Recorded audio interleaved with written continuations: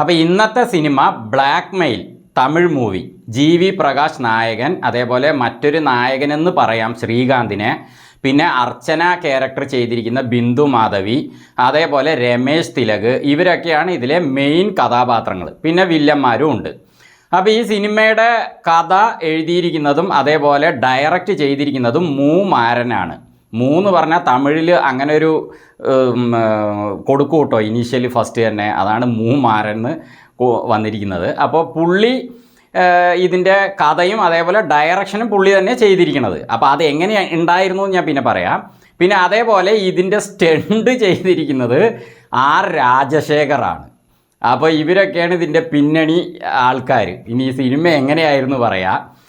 ഇതിൽ ഇവർ കറക്റ്റായിട്ട് ചെയ്തിരിക്കുന്ന ഒരു കാര്യമുണ്ട് കേട്ടോ. അതെന്താണെന്ന് വെച്ചാൽ സിനിമയ്ക്ക് മര്യാദയ്ക്കുള്ള പേരിട്ടിട്ടുണ്ട്, ബ്ലാക്ക് മെയിൽ. കാരണം സിനിമ മുഴുവൻ അത് തന്നെ ഉള്ളൂ, ബ്ലാക്ക് മെയിൽ തന്നെ.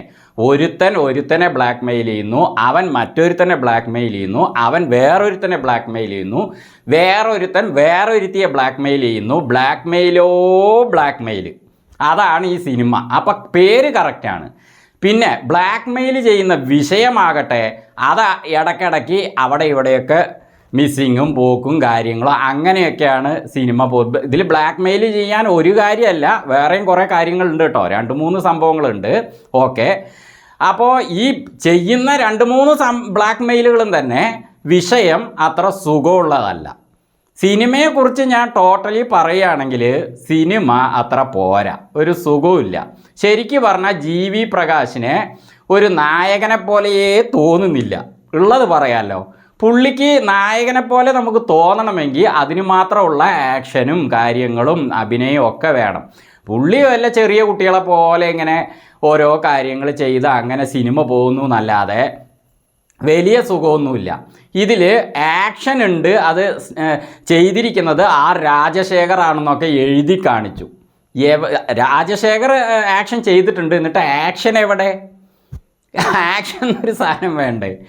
എന്തോ അവിടെ ഇവിടെ ഒരു തട്ടുമുട്ട് സംഭവിക്കുന്നു, ഇതിൻ്റെ പേര് ആക്ഷൻ. ഈ സിനിമയ്ക്ക് മൊത്തത്തിൽ പറഞ്ഞാൽ ഈ സിനിമ ഒരു 95% നമുക്ക് ഒരു വെറുപ്പിക്കൽസ്, ഒരു ഇൻട്രസ്റ്റ് ഇല്ലായ്മയോടെയാണ് സിനിമ പോകുന്നത്. അതിൻ്റെ കാരണം എന്താണെന്ന് പറഞ്ഞാൽ ഞാൻ ഇപ്പോൾ പറഞ്ഞ പോലെ ഈ രാജശേഖർ ഇതിൽ സ്റ്റണ്ട് ചെയ്തിട്ടുണ്ട് എന്ന് അവകാശപ്പെടുന്നുണ്ടല്ലോ, അത് ഇടയ്ക്കിടയ്ക്ക് കൊടുക്കാമായിരുന്നു. കൊടുത്തിരുന്നെങ്കിൽ ഒരു ഇൻട്രസ്റ്റിങ് തോന്നിയേനെ. അതേപോലെ ഇതിലെ വില്ലനാണെങ്കിൽ ബ്ലാക്ക് മെയിൽ, വില്ലനല്ല വില്ലന്മാർ, അവർ ഓരോരുത്തരും ഓരോ രീതിയിലുള്ള ബ്ലാക്ക് മെയിൽ കാര്യങ്ങൾ. അപ്പോൾ ഇവർ ബ്ലാക്ക് മെയിൽ ചെയ്യുന്നുണ്ടെങ്കിൽ ഇവന്മാർ വില്ലന്മാരാണ് എന്ന് നമുക്ക് തോന്നണ്ടേ? അതൊരു പ്രധാന പോയിൻ്റ് അല്ലേ? വില്ലന്മാരാണ്, ഇവർ നല്ല സംഭവങ്ങൾ ചെയ്യും, അപ്പോഴല്ലേ ത്രില്ലിങ് ഉണ്ടാവുക. ഇത് എന്ത് വില്ലന്മാരാ? ഉണക്ക വില്ലന്മാർ.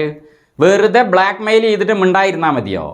അവർ കുറച്ച് ആക്ഷനിൽ ഇറങ്ങണം, ഭയങ്കരമായ മർഡറൊക്കെ ചെയ്യണം, കുറേ സംഭവങ്ങൾ സിനിമയിൽ വേണം. അപ്പോൾ ആ സംഭവങ്ങളുള്ളപ്പോൾ അതിനനുസരിച്ച് ഹീറോ നല്ലപോലെ അങ്ങോട്ട് ആക്ഷൻ കാര്യങ്ങളിലേക്കൊക്കെ ഇറങ്ങിയിരിക്കുകയാണെങ്കിൽ ഈ ബ്ലാക്ക് മെയിൽ പിന്നെയും നമുക്ക് ഒരു വകയ്ക്ക് എടുക്കാൻ പറ്റും.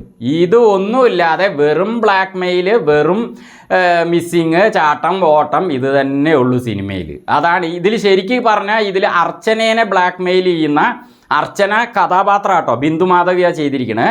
ഈ ബിന്ദു മാധവിയുടെ ഈ കഥാപാത്രത്തെ ബ്ലാക്ക് മെയിൽ ചെയ്യുന്ന വില്ലൻ എന്തെങ്കിലുമൊക്കെ കാര്യമായിട്ട് അയാളെ ആക്കി തീർക്കാമായിരുന്നു ഡയറക്ടറായ മാരനും അതേപോലെ രാജശേഖർ, ഈ ഇതിൻ്റെ ആക്ഷൻ ചെയ്ത ആൾക്ക്. എന്ത് ചെയ്തു വെച്ചിരിക്കണു? അവൻ ഇങ്ങനെ വെറുതെ ബ്ലാക്ക് മെയിൽ ചെയ്തിട്ട് ഒരു സുഖമില്ലാത്ത പോലെ പോവാണ്. അവൻ്റെ അടുത്ത് കുറേ സംഭവങ്ങൾ കൊടുത്തിരുന്നെങ്കിൽ ഈ സിനിമ ത്രില്ലിങ് ആവുമായിരുന്നു. അതേപോലെ ഇതിൽ വേറൊരു വില്ലനുണ്ട്, സിനിമയുടെ തുടക്കത്തിൽ തന്നെ ഒരാളെ പൊട്ടിക്കുന്നൊക്കെ ഉണ്ട് തോക്കിൽ. അപ്പോൾ അതിലും നമുക്കൊരു ഇൻട്രസ്റ്റിംഗ് ഒന്നും തോന്നുന്നില്ല. അയാളെ പൊട്ടിക്കുമ്പോൾ എന്തിനാ പൊട്ടിച്ച്, എന്താ ഒരു വിവരവുമില്ല. വില്ലനാന്ന് കാണിക്കാൻ വേണ്ടി പൊട്ടിച്ചതാണ്, എന്നാൽ അതിനനുസരിച്ചുള്ള കാര്യങ്ങളും ഇതിലില്ല. ഇതിൻ്റെ ഇടയ്ക്ക് റെഡിൻ കിങ്സ്ലെ ഉണ്ട്, ഇടയ്ക്കിടയ്ക്ക് പുള്ളി എന്ന് വായി തുറന്നുകൊണ്ട് എന്തൊക്കെയോ പറഞ്ഞുകൊണ്ട് ഇടയ്ക്കിടയ്ക്ക് വരുന്നുണ്ട്. ഒരു കുറച്ച് കോമഡി ഉണ്ട് വില്ലന്മാരുടെ ഇടയ്ക്ക്, അതിന് വേണ്ടിയിട്ട് അവിടെ ആ ഭാഗം ഉണ്ടായിരുന്നേ ഉള്ളൂ. ബാക്കിയൊന്നും സുഖമില്ലാതെ പോകണം. ഇവർ എടുത്ത രീതി ശരിയല്ല. ഇതിലെ വില്ലനെ ഉഷാറാക്കിയിട്ട് ഹീറോയും അതിനനുസരിച്ച് ആക്ഷനൊക്കെ കൊടുക്കാമായിരുന്നു. പിന്നെ ഈ സിനിമയിൽ എനിക്ക് ഇഷ്ടപ്പെട്ട കാര്യം എന്ന് എന്തെങ്കിലും ഒന്ന് നമുക്ക് തോന്നണ്ടേ? അങ്ങനെ തോന്നിയിട്ടുള്ള ഒരു കാര്യമുണ്ട്, അത് ഞാൻ പറയാം. ഈ സിനിമയുടെ അവസാനം ബിന്ദുമാധവിയുടെ അർച്ചന ക്യാരക്ടറിൻ്റെ അടുത്ത് ഹസ്ബൻഡായ ശ്രീകാന്ത് ഒരു വിഷയം അതുമായി അവർ തമ്മിലുള്ള വിഷയമല്ല, അതുമായി ബന്ധപ്പെട്ട് പുള്ളി ഒരു ഡിസിഷൻ എടുക്കുന്നുണ്ട്, ഒരു തീരുമാനം. അത് നല്ലൊരു തീരുമാനമായിരുന്നു കേട്ടോ. അതെനിക്കിഷ്ടമായി. കാരണം അത് അത്ര നേരം അങ്ങനെ പോയിട്ട് അവസാനം നോക്കുമ്പോൾ അതിൽ ട്വിസ്റ്റൊക്കെ വന്നിട്ട് ശ്രീകാന്ത് വൈഫിൻ്റെ കാര്യത്തിൽ എടുക്കുന്ന തീരുമാനം അത് നന്നായിരുന്നു. പിന്നെ അതേപോലെ GV പ്രകാശ് അവസാനമായപ്പോഴേക്കും എടുക്കുന്ന ശ്രീകാന്തിൻ്റെ മുന്നിൽ വെച്ചിട്ട് എടുക്കുന്ന ഒരു തീരുമാനമുണ്ട്, അതും നന്നായിരുന്നു. വേറെയൊക്കെ എന്താ, വെറും വഞ്ചിക്കുക, ഇത് തന്നെ വെറും ബ്ലാക്ക് മെയിൽ, അങ്ങനെ തന്നെ പോവാണ്. സത്യം പറഞ്ഞ ഇതിൻ്റെ ഇടയ്ക്ക് ഒത്തുകിറയാ എന്ന് പറഞ്ഞിട്ടൊരു പാട്ട്, എന്ത് കുന്ത്രാണ്ടത്തിന് അങ്ങനെ ഒരു പാട്ട് വെച്ചതെന്ന് എനിക്ക് മനസ്സിലാവുന്നില്ല. അത് അതിനേക്കാളും വെറുപ്പിക്കൽസ്. എന്നാൽ അതിന് പകരം നല്ല ഒരു മെലഡിക്കായ സോങ് എന്തെങ്കിലുമൊക്കെ കൊടുത്തിരുന്നെങ്കിൽ അതങ്ങനെ പോയിരുന്നു. വെറുതെ ഒരു ഒത്തുകിറയാന്ന്, ഈ സിനിമ നന്നായിട്ടുണ്ട് എന്ന് ഒത്തുക്കുന്നേ ഇല്ല. ആ ലെവലിൽ എടുത്തിട്ട് ഒത്തുക്കിറയാ ചോദിച്ചാൽ എങ്ങനെ മൂമാരനോടും അതേപോലെ രാജശേഖരോടും GV പ്രകാശിനോടൊക്കെ ഒത്തുക്കാൻ പറ്റുക? ഒത്തുക്കുന്നില്ല. കാരണം ഈ സിനിമ അത്ര എനിക്ക് സൂട്ടായില്ല. ഇതിൽ ഞാൻ അവസാനം പറഞ്ഞ 2 കാര്യങ്ങൾ കുഴപ്പമില്ലായിരുന്നു. അതിന് വേണ്ടിയിട്ട് ഈ 95% സിനിമ വെറുത്ത് കൊണ്ടിട്ട് അങ്ങനെ ഇരുന്ന് കാണാൻ പറ്റും. ഇതിൽ എന്താണ് മിസ്സിങ് എന്ന് നോക്കുമ്പോൾ ഭയങ്കര തീവ്രമായിട്ട് തന്നെ ഇവർ പോകുന്ന പോലെ കാണിക്കുന്നുണ്ട്. മിസ്സിങ് എന്താ? വിഷയം ഒരു വലിയ സ്ട്രോങ് അല്ല, വില്ലന്മാർ സ്ട്രോങ് അല്ല, ആക്ഷൻ ഇല്ല. ക്രൈം ത്രില്ലർ മൂവിയല്ലേ, ആക്ഷൻ വേണ്ടേ, അല്ലെങ്കിൽ എന്തെങ്കിലുമൊക്കെ ത്രില്ലിങ് തോന്നണ്ടേ? ഒന്നുമില്ലാതെ ട്വിസ്റ്റിൻ്റെ മേലെ ട്വിസ്റ്റ്, എന്നിട്ട് അവസാനം എങ്ങനെയൊക്കെ കൊണ്ടുപോയി ഒപ്പിച്ചിട്ട് ഒരു ലെവലിൽ എത്തിയിട്ട് കഴിഞ്ഞു എന്ന് എഴുതിയിട്ടു. ഞാൻ പോരുകയും ചെയ്തു. ഇതാണ് ഈ സിനിമയെക്കുറിച്ച് എനിക്ക് പറയാനുള്ളത്.